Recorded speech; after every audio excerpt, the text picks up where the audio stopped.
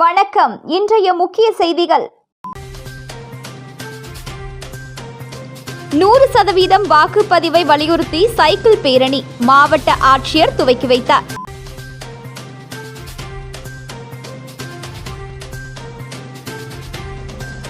தேர்தல் பிரச்சாரத்தின் போது புதிய அறிவிப்புகள் விளக்கம் கேட்டு பாஜக என்ஆர் காங்கிரசுக்கு தேர்தல் ஆணையம் நோட்டீஸ்.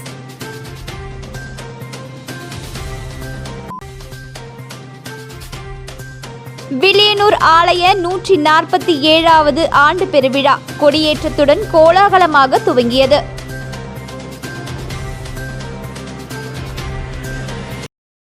இனி விரிவான செய்திகள்.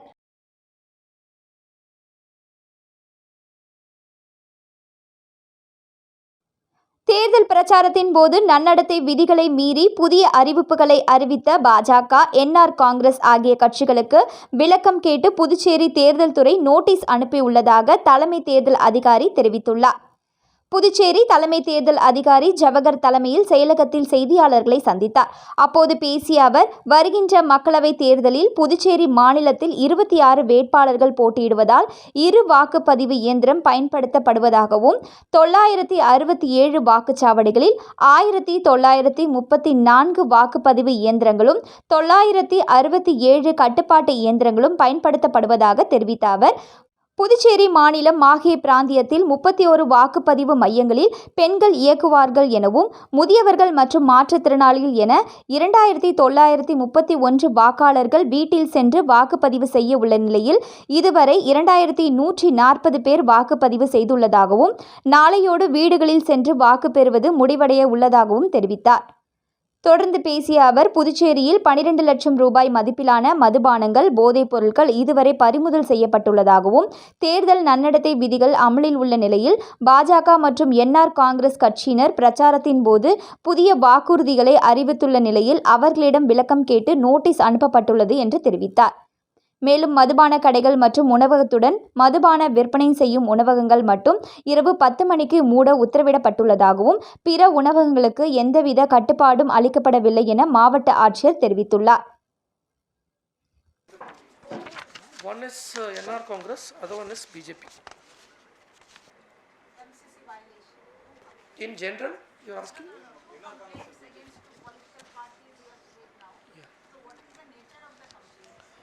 Now, one was the report in the media, which is on announcement of new projects or programs or concessions or financial grants, which are strictly prohibited as per the MCC.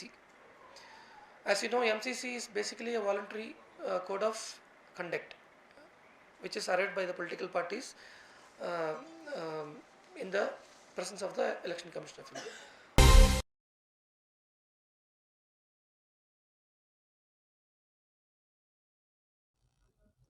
மீனவர்கள் தங்களின் தற்காப்புக்காக ஆயுதங்களை எடுத்து செல்ல தமிழக அரசு அனுமதி அளிக்க வேண்டும் என அதிமுக புதுச்சேரி மாநில செயலாளர் அன்பழகன் தெரிவித்துள்ளார். மேலும் மீனவர்களின் வாழ்வாதாரத்தை உயர்த்த அவர்கள் அதிமுகவிற்கு வாக்களிக்க வேண்டும் எனவும் அவர் கேட்டுக்கொண்டார். நடைபெறவுள்ள பாராளுமன்ற தேர்தலில் புதுச்சேரியில் அதிமுக சார்பில் போட்டியிடும் வேட்பாளர் தமிழ்வேந்தனை ஆதரித்து மாநில செயலாளர் அன்பழகன் முத்தியால்பேட்டை தொகுதிக்கு உட்பட்ட மணிக்கூண்டு சந்திப்பு, சோலை நகர், திருவள்ளுவர் நகர் உள்ளிட்ட பகுதிகளில் தீவிர வாக்கு சேகரிப்பில் ஈடுபட்டார்.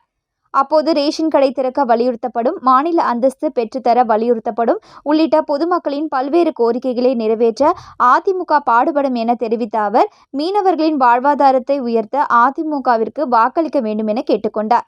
வாக்கு சேகரிப்புக்கு பின் அதிமுக தலைமை அலுவலகத்தில் செய்தியாளர்களை சந்தித்த மாநில செயலாளர் அன்பழகன், கச்சத்தீவை தாரை வார்த்தது காங்கிரஸ், திமுக ஆட்சிதான். மீனவர்கள் கைது விவகாரத்தில் மத்திய பாஜக அரசு எந்த நடவடிக்கையும் எடுக்கவில்லை என்றும் கூறினார். மேலும் மீனவர்கள் கைது விவகாரத்தில் புதுச்சேரி மாநிலத்தை ஆளும் பாஜக அரசு கடிதத்தை மட்டும் எழுதிவிட்டு வெறும் பார்வையாளராகவே இருக்கின்றது என குற்றம் சாட்டிய அவர், பாஜக காங்கிரஸை கண்டித்து தேர்தலை புறக்கணிக்க உள்ளதாக தெரிவித்துள்ள காரைக்கால் கிளிஞ்சல்மேடு மீனவர்கள் தேர்தல் புறக்கணிப்பை கைவிட்டு அதிமுகவிற்கு வாக்களிக்க வேண்டும் எனவும் கேட்டுக்கொண்டார். மேலும் இலங்கை கடற்படையினரின் அத்துமீறல் தொடர்ந்து அதிகரித்து வருவதால் மீனவர்கள் தங்கள் தற்காப்புக்காக ஆயுதங்களை எடுத்து செல்ல தமிழக அரசு அனுமதி அளிக்க வேண்டும் எனவும் மாநில செயலாளர் அன்பழகன் கேட்டுக்கொண்டார். நடைபெற இருக்கும் நாடாளுமன்ற தேர்தலை புறக்கணிக்க போவதாக பலமுறை அறிவித்துள்ளனர். ஆனால் இதில் மாநிலத்தில் ஆட்சி நடத்தும் பிஜேபி அரசு ஒரு கடிதத்தை எழுதிவிட்டு வெறும் பார்வையாளராக இருக்கிறது. மத்தியில் ஆட்சியில் உள்ள பிஜேபி அரசும் நம் நாட்டைச் சேர்ந்த ஒரு இந்திய மீனவர், அதுவும் புதுச்சேரியை சேர்ந்த மீனவர் சிறையில் இருக்கிறாரே, அவரை வெளியில் எடுப்பதற்கு மேல்முறையீடு செய்வதற்கோ அல்லது தூதரக அளவில் அங்கு பேசுவதற்கோ எந்த நடவடிக்கையும் எடுக்கவில்லை.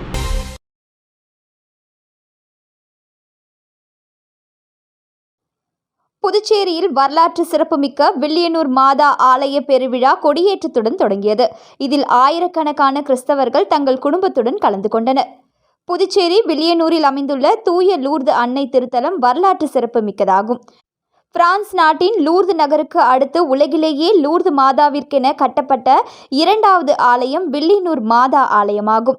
இந்த ஆலயத்தில் ஒவ்வொரு ஆண்டும் ஈஸ்டர் பண்டிகை முடிவடைந்த வாரத்தில் சனிக்கிழமை அன்று ஆண்டு திருவிழா கொடியேற்றத்துடன் தொடங்குவது வழக்கம். அதன்படி வில்லியனூர் தூய லூர்தன்னை திருத்தலத்தின் 147வது ஆண்டு பெருவிழா இன்று கொடியேற்றத்துடன் தொடங்கியது. காலை 5:30 மணிக்கு அருள்நிறை ஆலயத்தில் நடைபெற்ற கூட்டு திருப்பலிக்கு பின்னர் மாதா உருவம் தாங்கிய திருக்கொடியானது பக்தர்கள் புடைசூழ மாதா திருக்குளத்தை சுற்றி பவனியாக கொண்டு செல்லப்பட்டது. அதன் பின்னர் திருத்தல முற்றத்தில் உள்ள கொடிமரத்தில் புதுச்சேரி கடலூர் உயர் மறை மாவட்ட பேராயர் பிரான்சிஸ் கலிஸ்ட் திருக்கொடி ஏற்றி திருவிழாவை துவக்கி வைத்தார். இதில் புதுச்சேரி மற்றும் தமிழகத்தை சேர்ந்த ஆயிரக்கணக்கான பக்தர்கள் கலந்து கொண்டனர். இதனைத் தொடர்ந்து ஏப்ரல் 13ஆம் தேதி வரை திருவிழா நவநாட்களில் தினமும் காலை மற்றும் மாலையில் திருப்பலிகள், தேர்பவனி நடைபெறுகிறது. ஏப்ரல் 14ஆம் தேதி திருத்தலத்தின் 147வது ஆண்டு பெருவிழாவை முன்னிட்டு திருப்பலி, அதனைத் தொடர்ந்து இரவு 7:30 மணிக்கு மாதாவுக்கு வைர கிரீடம் சூட்டப்பட்டு பெருவிழா ஆடம்பர தேர்பவனி நடைபெறவிருக்கிறது.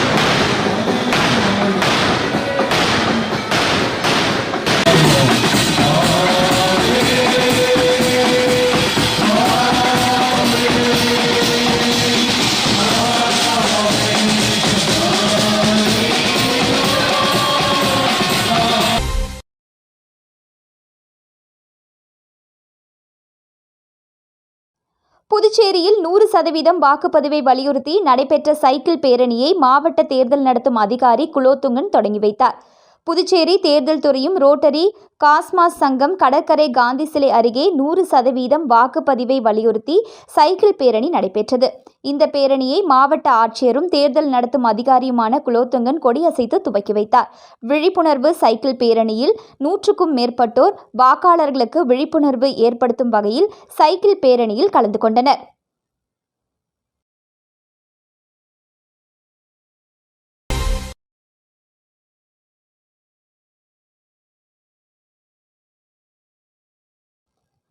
புதுச்சேரி பாராளுமன்ற தேர்தலில் போட்டியிடும் காங்கிரஸ் வேட்பாளர் வைத்தியலிங்கம் திருபுவனை தொகுதிக்கு உட்பட்ட பகுதியில் தீவிர பிரச்சாரம் மேற்கொண்டார். புதுச்சேரி பாராளுமன்ற தேர்தலில் போட்டியிடும் காங்கிரஸ் வேட்பாளர் வைத்தியலிங்கம் திருபுவனை சட்டமன்ற தொகுதிக்கு உட்பட்ட பகுதிகளில் நேற்று தீவிர வாகன பிரச்சாரம் மேற்கொண்டார். இதில் செல்லிப்பட்டு பகுதியில் தொடங்கிய பிரச்சார பயணத்தில் காங்கிரஸ் மாநில பொதுச் செயலாளர் தனுசு தலைமையில் இருசக்கர வாகன பேரணி மற்றும் ஆளுயர மாலை அணிவித்து பட்டாசு வெடித்து மலர் தூவி உற்சாக வரவேற்பு அளிக்கப்பட்டது. இதில் முன்னாள் முதல்வர் நாராயணசாமி, முன்னாள் அரசு கொறடா அனந்தராமன், நாரா கலைநாதன், வட்டார காங்கிரஸ் கட்சி தலைவர்கள் துளசிங்க பெருமாள், ஜெயக்குமார், திமுக தொகுதி செயலாளர் செல்வ பார்த்திபன், முகிலன், விக்னேஷ், விடுதலை சிறுத்தைகள் கட்சி நிர்வாகிகள் ஈழவலவன், சிபிஎம் அன்புமணி, சிபிஐ ராமமூர்த்தி, ஆம் ஆத்மி மாநில செயலாளர் கணேசன், பொதுச் செயலாளர் இளையராஜா, செயலாளர் செந்தில் குமரன் உள்ளிட்ட ஏராளமானோர் கலந்து கொண்டனர். தொடர்ந்து சன்னியாசிக்குப்பம், கொத்தபுரி நத்தம், திருவண்டார்கோவில், திருபுவனை, மதகடிப்பட்டு உள்ளிட்ட பகுதிகளுக்கு சென்று மத்திய மாநில அரசுகளின் செயல்படுத்தப்படாத திட்டங்கள் மற்றும் காங்கிரஸ் கட்சியின் தேர்தல் அறிக்கைகளை பொதுமக்களிடம் எடுத்து கூறி வாக்கு சேகரித்தனர்.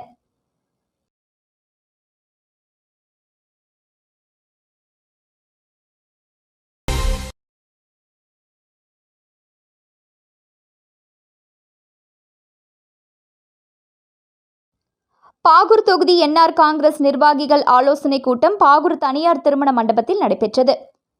வருகின்ற நாடாளுமன்ற தேர்தலில் பாஜக வேட்பாளர் அமைச்சர் நமச்சிவாயத்தை வெற்றி பெற செய்வது தொடர்பாக பாகூர் தொகுதி என்ஆர் காங்கிரஸ் சார்பில் நிர்வாகிகளுடன் ஆலோசனைக் கூட்டம் பாகூரில் உள்ள தனியார் திருமண மண்டபத்தில் நடைபெற்றது.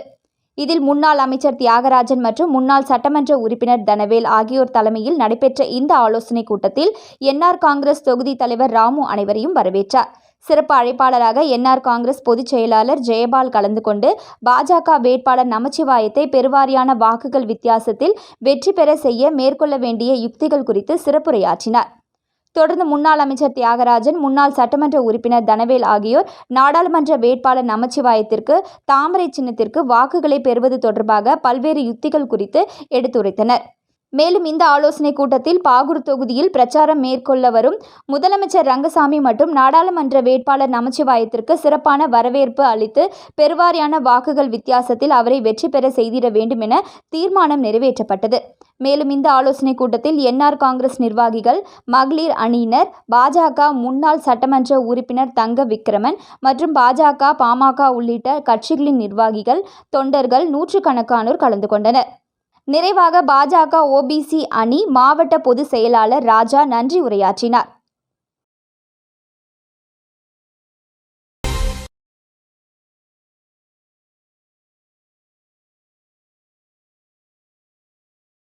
புதுச்சேரியில் இளைஞர்களின் வாக்கு நாம் தமிழர் கட்சிக்குதான் என அரியாங்குப்பம் பகுதியில் வாக்கு சேகரித்த நாம் தமிழர் கட்சி வேட்பாளர் மேனகா தெரிவித்துள்ளார். புதுச்சேரி பாராளுமன்ற தொகுதிக்கு பாஜக, காங்கிரஸ், அதிமுக, நாம் தமிழர் கட்சி என 4 முனை போட்டி நிலவி வருகிறது. நாம் தமிழர் கட்சி வேட்பாளராக மருத்துவர் மேனகா அறிவிக்கப்பட்டு கடந்த சில நாட்களாக தீவிர பிரச்சாரம் மேற்கொண்டு வருகிறார். இதன் ஒரு பகுதியாக அரியாங்குப்பம் தொகுதிக்கு உட்பட்ட பகுதிகளில் இன்று காலை தனது பிரச்சாரத்தை ஆரம்பித்தவர் அரியாங்குப்பம் சாலை மார்க்கெட், மீன் மார்க்கெட் உள்ளிட்ட பகுதிகளில் தங்களது தேர்தல் பிரசுரங்களை வழங்கி வாக்கு சேகரித்தார். அப்போது அவர் கூறும்போது, மாநில அந்தஸ்து பெறுவதே நாம் தமிழர் கட்சியின் முக்கிய குறிக்கோளாகும் என்றும், வேலைவாய்ப்பை பெருக்குவது, கஞ்சா உள்ளிட்ட போதைப் பொருட்களை தடுத்து இளைஞர் சமுதாயத்தை பாதுகாப்பது என கூறியவர், பெரும்பாலான இளைஞர்கள் மாற்றத்தை விரும்பும் வகையில் நாம் தமிழர் கட்சிக்கு வாக்களிக்க விருப்பம் தெரிவித்துள்ளதாக தெரிவித்தார்.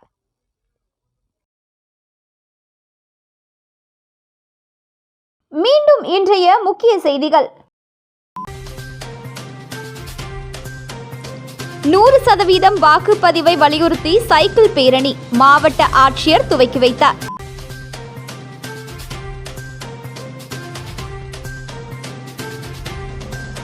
தேர்தல் பிரச்சாரத்தின் போது புதிய அறிவிப்புகள், விளக்கம் கேட்டு பாஜக, என்ஆர் காங்கிரசுக்கு தேர்தல் ஆணையம் நோட்டீஸ்.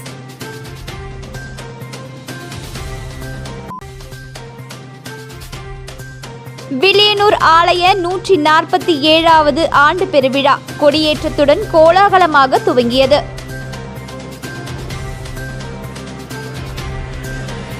இத்துடன் இன்றைய செய்திகள் நிறைவடைந்தன. வணக்கம்.